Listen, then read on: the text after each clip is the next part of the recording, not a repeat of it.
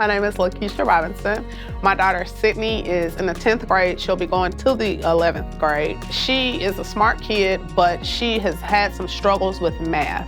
And it started somewhere around in the 4th grade. She had some trouble understanding the material, and as a result, she kind of lost her confidence in math. And that caused her to not try. And every subject matter that was introduced, she was scared, so she didn't put forth any effort, and we kind of got stuck and stifled. She was trying, but she still wasn't doing well. It was affecting her self-esteem when it came to math, and I knew we needed more help. We came in, they tested her, and she was very behind on her grade level, and the professionalism and the assistance, it made it easier for us. Well, since she's been coming to tutoring, I definitely have seen her gain a major confidence in math. And when it would come time for math tests or assignments, she would just get so nervous. But now that she has learned how to do the math concepts, she's not nervous anymore, she's not shy anymore.